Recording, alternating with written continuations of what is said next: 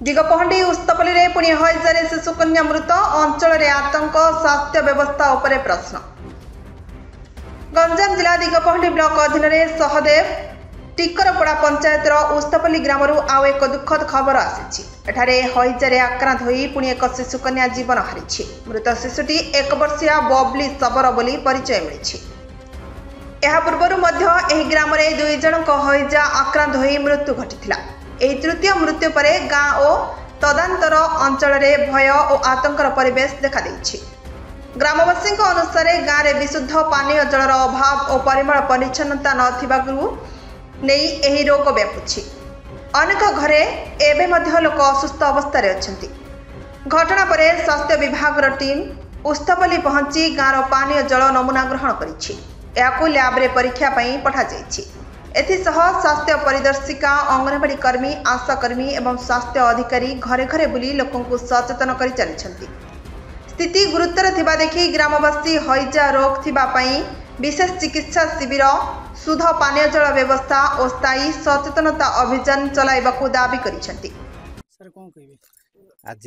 जो केसटी जो छोट पिलाटी आमर डेथ हो जाइए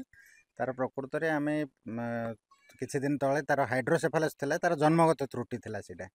तो आम ताकू आमर जो RBSK अच्छे राष्ट्रीय बाल स्वास्थ्य कार्यक्रम से कार्यक्रम माध्यम आम ताकू डिटेक्ट करूँ ये करके आम ताकू ब्रह्मपुर MKCG मेडिकल कॉलेज को लेकिन सिटी देखाला आमर से कटक जो आम श्रीरामचंद्र भंज मेडिकल कॉलेज हॉस्पिटल अच्छी से आम 2 थर नहीं। सेकेंड टाइम रे सी पूरा से एडमिट होता आउ तार ऑपरेशन भी होता। हेले ये जो हाइड्रोसेफालस कंडीशनटा कौन तार बचार संभावना अपेक्षाकृत कम तथापि आम चेष्टा करूँ बचाई तार रिपोर्ट सब आपण पाखे अच्छी। तेणु आपको आम तार जो डेथटा है से गोटे स्वाभाविक से जो तार समस्या सहित से जन्म आसला सी कारण से मृत्यु हो शुणा पाऊँ गाँव में हाइजा प्रोब्लेम जेहतु 2 लोक मरी पूरा ऑल ओडिशा हला देखो यहाँ गोटे आदिवासी अध्युषित अंचल से जो स्वच्छता प्रति टिके से पाखे ज्ञान कम अच्छी। तथापि आम 4-5 दिन है सहित दिन राति जड़ित होचु केमती पानी पीवा हाइलोजन बटिका मिसेकी पानी देवाई आमर दीदी मैंने 24 घंटा ये सहित रोच दिन राति में फॉलोअप कर जहाँ जो असुविधा सुविधा हेल्ले से पहुँचुं। आम जो आम गोटे RRT गठन होती आम ये अच्छु 3-4 जन आम प्रतिदिन आमको जो टास्क दिखाई कम प्रति स्कूल कि अंगनवाड़ी जाकि पिलांर स्वास्थ्य परीक्षा करूँ। आम कम सरला आम ये आसिक जो गाँव लोक अच्छा से घर पाक जाकर समस्या बुझुचु कार किसी असुविधा थे समाधान करके आम जाऊँ। से जो रास्ता समस्या देखा मिलता गाँव आम्बुलांस पहुँची पारे लोक को बह भी बाध्य होता आम्बुलांस न पहुँच पारे। देखो गोटे गाड़ी जदि आसूची जदि ड्राइवर कह कि जे मुझे पारे से तो आमर किसी कर्तृत्व ना आमर कारण गाड़ी जदि उल्टिला आम कौन किसी कहीपर आम से मामलें क्या आम बाध्य कर। तेणु जदि गोटे गाड़ी आसीपर से ड्राइवर आने अक्षम से आम अधिका किसी कहीपर आम जहाँ भी आमर कम हो गोटे असुस्थ लोक को सेवा देवा। तेणु आम जो दरकार पड़ा गोटे लोक को आम जब बोहिकी नवा पड़े नवा आम से कौन किसी भावर ना। ओके धन्यवाद।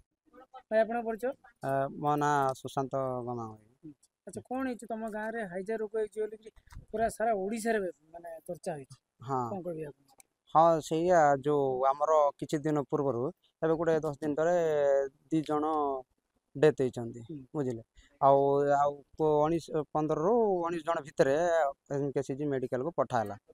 तापरे आउ एबे गोटे जो डेथ होती एटा तो आउ कौन पाई होची एटा आमे तो जानी पारनो ए को कारण रहउची मु हमर मेडिकल टीम मन को अनुरोध करूची यार रिपोर्टटा हमको को कारण रहउची एटा हमको तुरंत जणेबे हम सचेतना करूचंती मेडिकल टीम किछि असुविधा नाही सत किंतु यार तथ्यटा कोन आमे जानी पारनो। आज्ञा आपन कोन भाबुचंती लेला को माने आमे कोन भाबुछु जे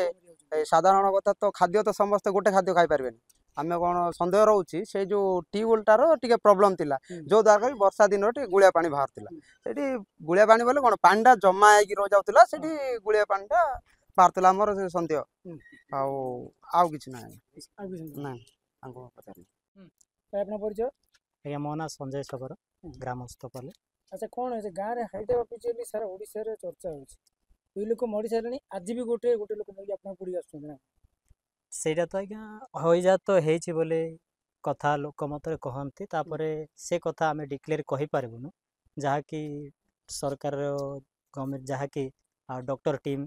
ସେମାନେ ହିଁ କହିପାରିବେ ଆମେ ତ ଡକ୍ଟର ନୁହଁ ଆମେ ପବ୍ଲିକ ଲୋକ ସେଥିରେ ଆମର ନଲେଜ ନାହିଁ ଆମେ କହିପାରିବୁନୁ ସେଇଟା ଚାରିଆଡେ ଚର୍ଚ୍चा होछि आपन गाँव रे झाड़ा बांती प्राय दुई लोक मरिले एबे गोटे पिला मरि जाइछि से पिला केमति मला माने कोन कारण कोठी कारण अछि कि କାରଣ ତ ଆଜ୍ଞା ଦେଖନ୍ତୁ ପିଲାର ଆମେ ସେ ବାପା ମା କି ଆମେ ଦେଖିବାରେ ଯାହା ତ ପ୍ରକୃତ କଥା ବାପା ମା କହିପାରିବେ କିନ୍ତୁ ଆମ ନଜରରେ ଯାହା ଆସିଲା ଆମେ ତାହା କହିବୁ ଯାହାକି ପିଲାର ତ ପ୍ରଥମର ଜନ୍ମଗତ ରୋଗ ଯାହା ଥିଲା ଆମେ ଯାହା ଦେଖିଲୁ ପିଲାର ଯେଉଁଟାକି ସେ ପିଲାର ଜନ୍ମଗତ ରୋଗ ଥିଲା ଆଗରୁ ସେମାନେ ବି କହିଥିଲେ କଟକ ମେଡ଼ିକାଲ ଆଡ଼େ କୁଆଡ଼େ ନେଇଛୁ ପରାମର୍ଶ କରିଛୁ କହିଲେ ତାପରେ ପିଲା ବି ଠିକ୍ ବା ସୁସ୍ଥ ଥିଲା ଏ ଯେଉଁ ମଝିରେ ବର୍ତ୍ତମାନ ହଇଜା ହେଇଛି ବୋଲିକି ମଝିରେ ଚର୍ଚ୍ଚା ହେଇଥିଲା ଯାହାଫଳରେ ସେ ମଝିରେ 2 ଜଣ ଡେଥ୍ ହେଇସାରିଲେଣି ସେ ମଝିରେ ଆଉ କ'ଣ ହେଇଛି ସେ ପିଲାର ମଧ୍ୟ ମଝିରେ ଝାଡ଼ା ହେଇଯାଇଥିଲା ସେ ଭୟରେ ବାପା ମା ଯାହା ହେଲେ ବି ଭୟ ରହିବ ଯାହାକି ବିମାରୀଟା ବହୁତ ଚାରିଆଡ଼େ ଚର୍ଚ୍ଚା ହେଇଗଲାଣି ସେଥିପାଇଁ ସେ ମଝିରେ ସେମାନେ ବି ବ୍ରହ୍ମପୁର ମେଡ଼ିକାଲ ନେଇଥିଲେ ଆଉ ସେଇଠି ଯାହା ରିପୋର୍ଟ ଆସିଛି ନ ଆସିଛି ସେଇଟା ତ ଆମେ କହିପାରିବୁ ଯାହାକି ଡକ୍ଟର ସାର୍ ହିଁ କହିପାରିବେ ସେଇଟା ଆଉ ସିଆଡ଼ୁ ଫେରିଲା ବେଳକୁ ପିଲା ବି ନର୍ମାଲ ଥିଲା ଭଲ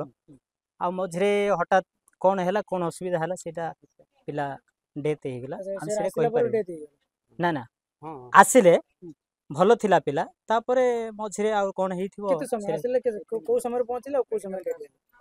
ଗତକାଲି ଆସିଥିଲେ କାଲି ଦିନ କେତେଟା ସନ୍ଧ୍ୟାରେ ଆସିଥିଲେ ଦିନ ନା ତାହା ତ ପହଞ୍ଚିଲା ବେଳକୁ ପ୍ରାୟ 1.5 ଘଣ୍ଟେ 2ଟା ହେଇଯାଇଥିଲା ଦିନରେ ଆଚ୍ଛା ତ କାଲି ଦିନ ସାରା ମାନେ ହାଫ୍ ଡେ ରହିଲେ ତାପରେ ନାଇଟ୍ ରହିଲେ ଆଜି ମର୍ଣ୍ଣିଂରେ କେତେଟା ଲାଗିଲା ମର୍ଣ୍ଣିଂରେ ସେଇଟା ନିଜେ ବାପା ଟିକେ ପଚାରିଲେ ଜଣାପଡ଼ିବ ଆମେ ସେଇଟା କହିପାରିବୁନି ଆଚ୍ଛା ଆମ ସ୍ୱାସ୍ଥ୍ୟ ବିଭାଗ ଟିମ୍ ଆଉ ଓଡ଼ିଶା ସରକାର କ'ଣ କହିବାକୁ ଚାହୁଁଛି ଆଜ୍ଞା ଗାଁର ସମସ୍ୟାକୁ ନେଇ ଦେଖନ୍ତୁ ଆଜ୍ଞା ଯାହା ତ ସିରିୟସ୍ ମ୍ୟାଟର୍ ଭିତରେ ଆମକୁ ସାହାଯ୍ୟ କଲେ ଆଉ ଯେତିକି ଜଣ ଯାଇଥିଲେ ବର୍ତ୍ତମାନ ସୁସ୍ଥ ହେଇ ଫେରିଲେ ଆଉ କେତେ ଲୋକ ବି ଅଛନ୍ତି ବ୍ରହ୍ମପୁର MKCC ମେଡ଼ିକାଲରେ ବର୍ତ୍ତମାନ ମଧ୍ୟ ଅସୁସ୍ଥ ଭାବରେ ଅଛନ୍ତି ଆମେ ଶୁଣିବାକୁ ପାଉଛୁ ଯେ ସେମାନେ ବି ଭଲ ହେଇଯିବେ ଭଗବାନ ବି ଏହା ଆମ ଉପରେ କୃପା କରନ୍ତୁ କି ଭଲ ହେଇଯାଆନ୍ତୁ ସେ ଚାହୁଁଛୁ ମୋ ନାଁ ସୁଦର୍ଶନା ସାହୁ ST କରବଡ଼ା ପଞ୍ଚାୟତ ଉସ୍ତପଲ୍ଲୀ ଗ୍ରାମର ଆଶା କ'ଣ କହିବେ ମ୍ୟାଡ଼ାମ୍ ଉସ୍ତପଲ୍ଲୀରେ ହାଇଜା ପ୍ରୋବ୍ଲେମ୍ ଚାରିଆଡ଼େ ଚର୍ଚ୍ଚା ହେଉଛି ସାରା ଓଡ଼ିଶା ବ୍ୟାପୀ